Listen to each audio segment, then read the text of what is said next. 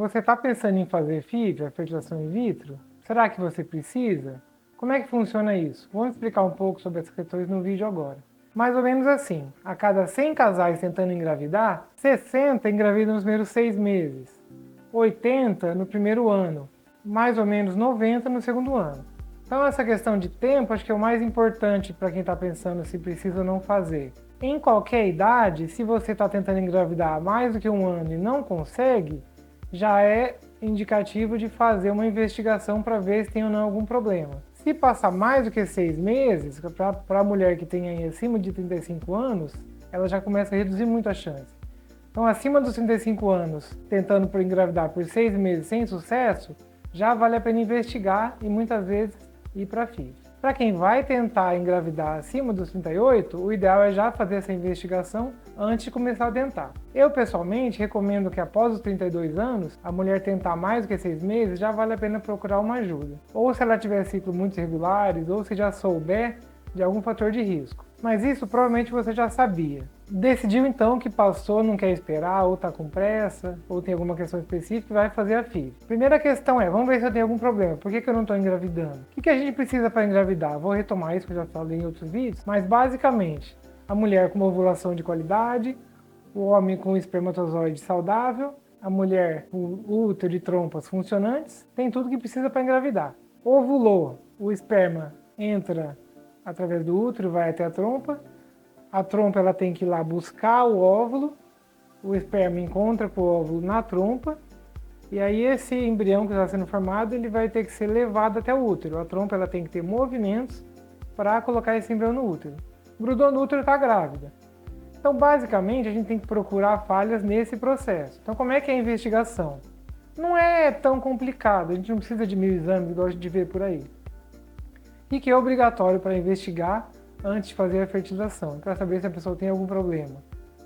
Espermograma, a avaliação do sêmen, a histerosalpingografia, que é o exame para avaliar a trompa, e o exame de reserva ovariana, que pode ser o antimileriano ou o ultrassom para contagem de folículos, bem feito. Com esses exames, a gente avalia a maior parte das causas relevantes. Tem outras causas. Mas, por exemplo, quando a gente faz esses exames, a cada 10 casais, 2 tem um problema só do marido, mais 3 tem um problema só da mulher, e uns 2 ou 3 tem problema do casal. Acaba que sobra 20 ou 30%, ou seja, 2 a 3 em cada 10, que a gente não acha uma causa. Se for fazer cirurgia por vídeo em todas as mulheres que a gente não acha a causa, metade tem endometriose. Vai ter depois um vídeo específico, mas basicamente a endometriose ela atrapalha a engravidar de várias formas, nem sempre tem um tratamento. Para quem tem dor pela endometriose, aí o tratamento sim é cirurgia. Para quem tem endometriose e quer engravidar, a cirurgia não ajuda a engravidar. A cirurgia para endometriose ela só ajuda a engravidar para aquele casal que tem tanta dor que não consegue nem ter relação. Aí eles melhoram a dor, conseguem ter relação com mais frequência e pode ser que ajude a engravidar. Então eu já falo de cara. Não vai fazer cirurgia por vídeo, exame de endometriose? Aí depende da clínica. Se a mulher tem dor, às vezes vale a pena ir atrás, mas nem sempre a cirurgia é uma solução. Algumas vezes a cirurgia até atrapalha. Por exemplo, se for mexer nos ovários para tratar da endometriose. Então, investigação, espermograma, vai ver o lado do marido.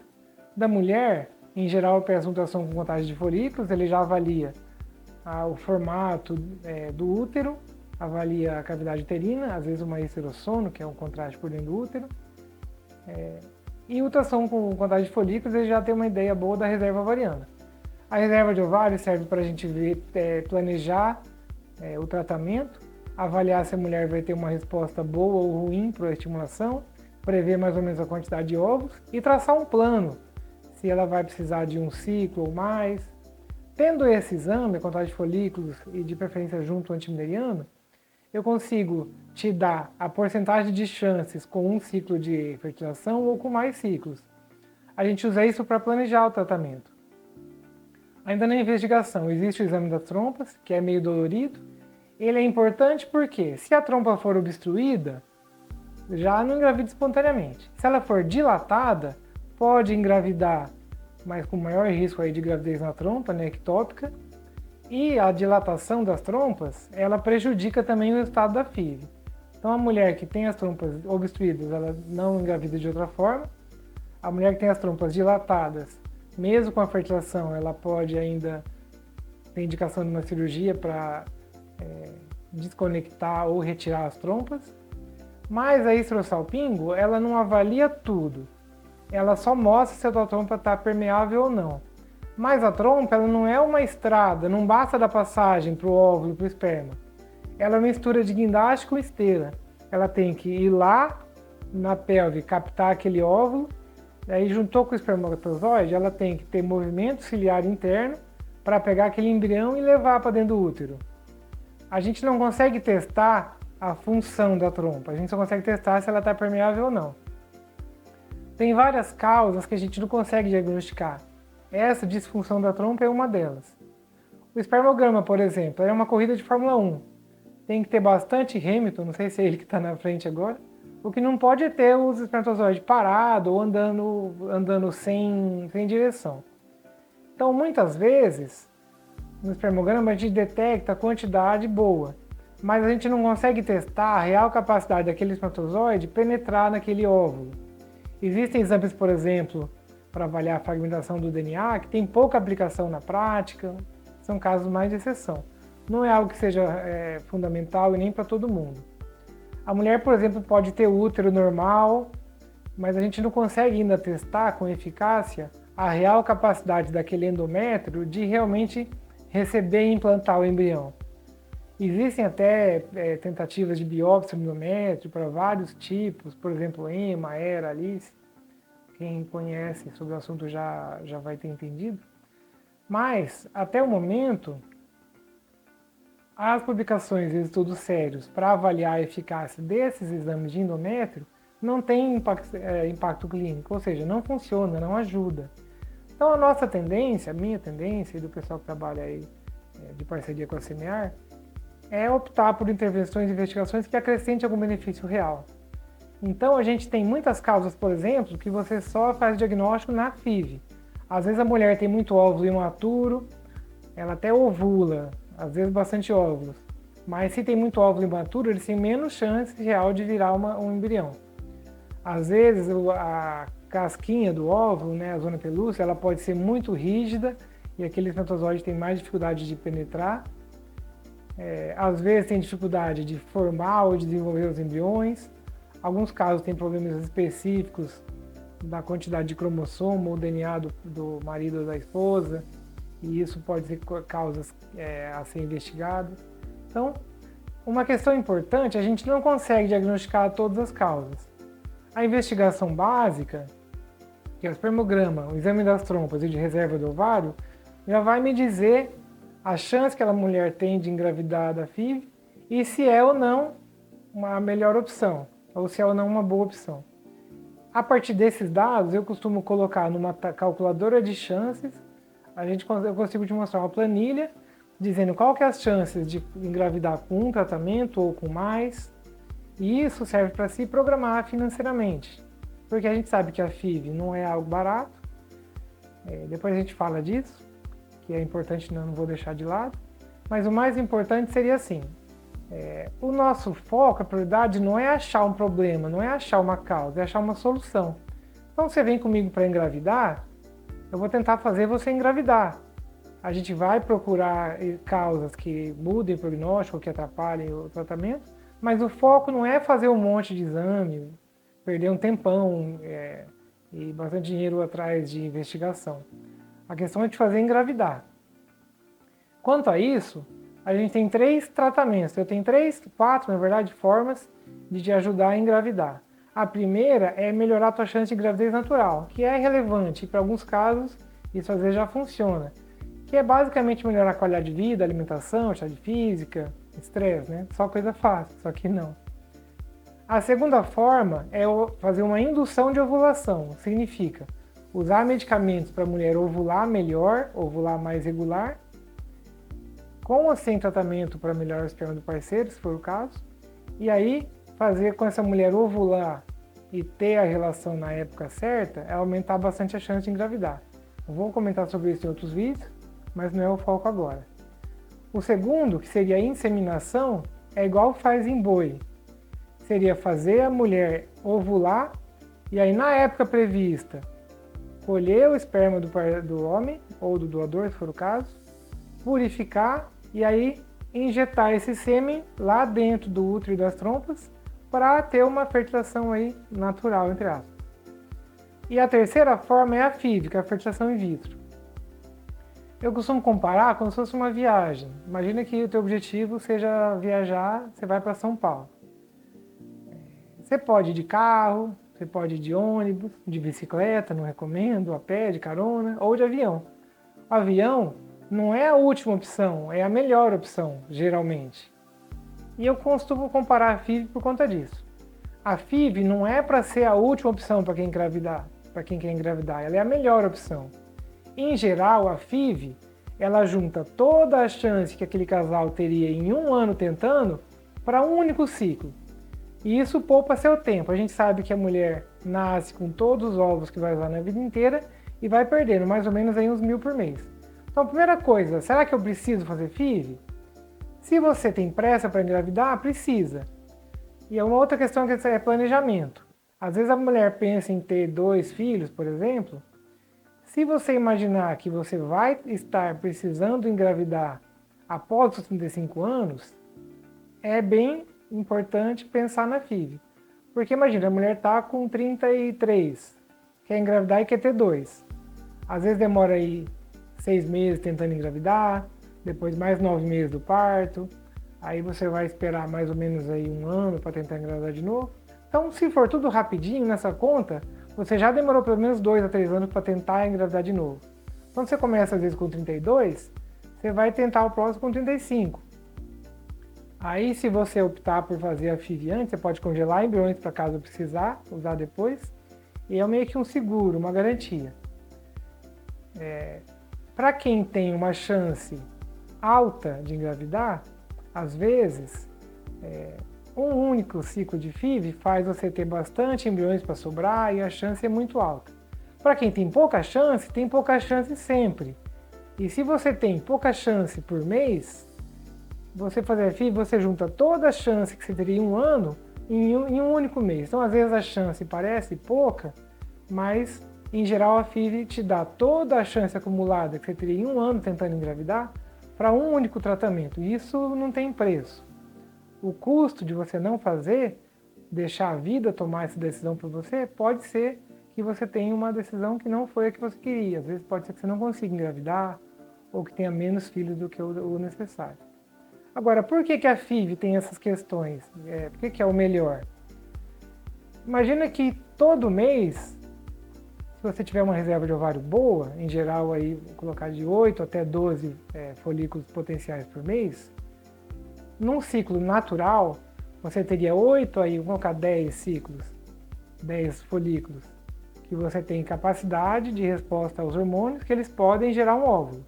Desses 8 ou 10, o corpo seleciona um para você ovular todo mês.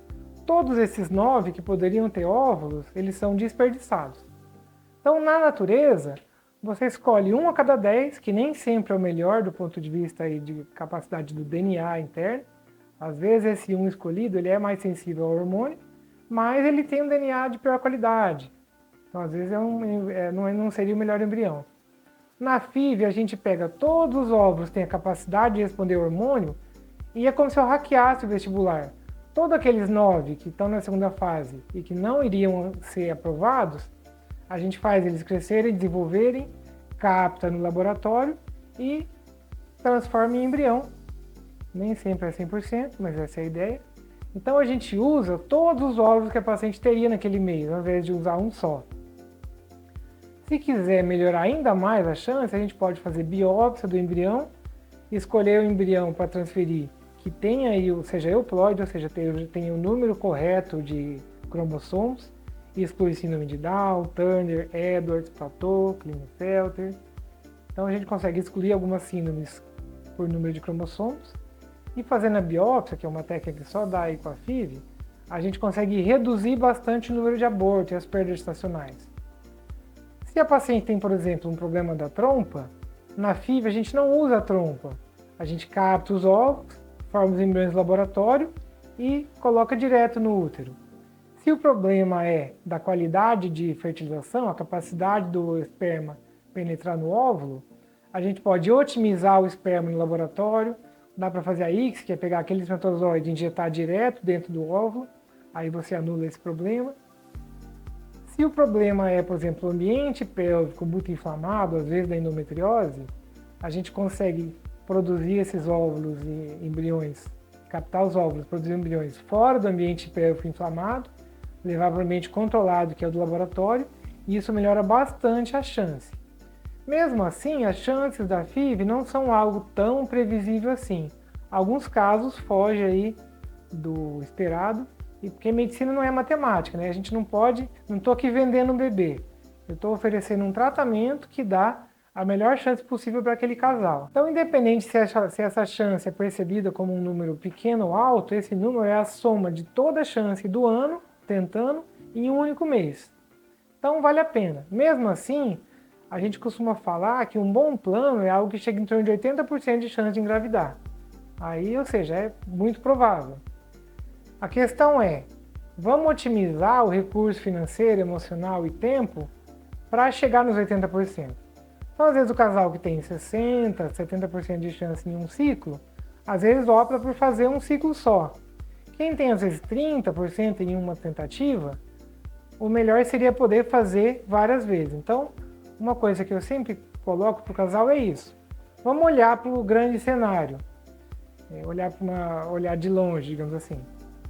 Então, nem sempre a gente consegue engravidar na primeira. Tem muitos casos que sim, vai na primeira tentativa. Mas o ideal seria se programar para ter uns 80% de chance. Nessa calculadora de chance que a gente usa, eu coloco certinho qual que seria a previsão de necessidade de ciclos para chegar em 80%, por exemplo. E na parceria com a Semear, essa clínica incrível, a gente tem os programas de múltiplos. O pessoal não gosta que eu falo assim, mas eu falo. É mais ou menos como se fosse a promoção. Por exemplo, se você investe o que seria previsto para você gastar em uns 2 ciclos, um pouquinho mais, você consegue entrar no múltiplos próprios, que você teria até 6 tentativas, até 6 ciclos, né? Cada ciclo é produzir os óvulos, ou captar os óvulos, produzir os embriões e transferir todos os embriões daquele ciclo. Fez uma captação de óvulos, produziu os embriões, não engravidou, vai para o segundo ciclo. Produziu todos os embriões, transferiu, não engravidou, vai para o terceiro.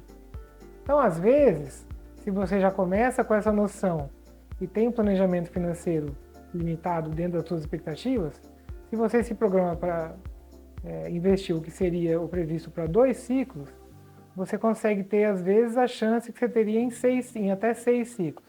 Se programa para entrar no múltiplo, por exemplo. Mesma coisa quem faz o óvulo de doadora. Às vezes o que você gasta com um ciclo de óvulo de doadora, se fosse o dobro, às vezes você já consegue entrar no múltiplo doado, que são até 6 ciclos. Então a gente tem formas de otimizar bastante o financeiro. Outra questão que é relevante, já que o recurso financeiro nunca é ilimitado, né? Eu tendo pelo menos, a nunca indicar intervenções que tenham muito custo com pouco benefício. Meu compromisso é indicar exames, investigação, medicamentos, tentando otimizar para gastar o mínimo possível, porque qualquer coisa que você gaste em algo que não vai te trazer benefício, é um recurso que você poderia estar direcionando a fazer mais uma tentativa. Costumo dizer que a única coisa que realmente melhora a chance da fertilização é a possibilidade de tentar mais vezes. Então, quanto mais vezes você puder tentar, mais chance de engravidar. Por isso que a gente insiste tanto nos programas de múltiplos, em não fazer nada muito agressivo. Meu compromisso é fazer um tratamento efetivo, baseado em ciência, com intervenções que deem resultado positivo e um tratamento amigável. Então, uma grande diferença dos nossos tratamentos de fertilização é isso. A gente tende a não usar nada desnecessário, tende a otimizar os custos. O nosso protocolo que a gente usa mais moderno, a maior parte das vezes, é muito mais amigável, menos vindas ao consultório. Não façam mais o que a gente vê muito por aí, que fazia-se antigamente, a paciente ter que fazer. Começa com uma injeção por dia, depois 2 por dia, aí lá pelo 10, 15 dias ela vai fazer a terceira injeção do dia, e aí isso gera muito custo, estresse das picadas, tem que vir fazer ultrassom cada 1, 2 dias. A gente tem feito protocolos muito mais modernos, permite você fazer às vezes uma injeção mais moderna que tem a duração de 1 semana, às vezes comprimidos para segurar a ovulação, e aí você vem fazer 1 ou 2 ultrassons na semana seguinte, e nesse primeiro ou às vezes no segundo ultrassom, a gente já consegue saber a data da captação. Então, a gente consegue minimizar a quantidade de picadas, a quantidade de medicação, são menos hormônios, com menos efeito colateral, tem alguns que a gente fala em próximos vídeos, com menos vindas ao consultório e com a melhor chance possível. Eu costumo advogar bastante da Semear. Quem não conhece, dá uma olhada nas redes sociais, não precisa acreditar em mim, ver o que os pacientes que usam falam. Existe um sistema nacional que chama Cisembrio. Todas as clínicas de fertilização do Brasil têm que mandar os dados para lá. Em 2020 até 2022, a gente na Semear teve 7% dos tratamentos do Brasil. Para uma única clínica, isso é muito alto. E mesmo com 7%, teve 9% das gravidez de FIV. Então é mais ou menos 1/3 de resultado positivo a mais do que a média. Isso é muito, muito, muito importante. A Semear, por ser uma clínica nacional, a gente tem médicos parceiros no Brasil inteiro, significa que tem um volume muito grande de casos. Uma clínica local, se tiver muito volume, vai ter 8, 10 pacientes de fertilização por mês. Eu acredito que ninguém em Maringá ou região tenha um volume desse. Provavelmente não, a gente conhece todas, né? Na Semear, nossa média em geral é de 300, 350 casos por mês. É muita diferença. Por que isso é melhor? Se você conseguir imaginar a delicadeza de trabalhar com um óvulo, um espermatozoide, um embrião, uma célula, 8 células, com delicadeza para não lesionar, controlar o meio, fazer isso tudo ficar vivo, a experiência do laboratório faz muita diferença. Você não pode comparar a experiência de quem faz 8 ou 10 por mês com quem faz 300 por mês. Então, os resultados, claro que são melhores, porque você tem uma equipe mais treinada, você tem condições muito mais padronizadas. Não dá para comparar a divisão de custo de quem faz 8 ou 10 por mês com quem faz 300. Uma clínica de fertilização funciona igual a qualquer comércio. Você tem os custos altíssimos, você vai dividir esses custos pelo número de pacientes. Conforme você divide por 10 ou por 300, não dá para comparar a diferença.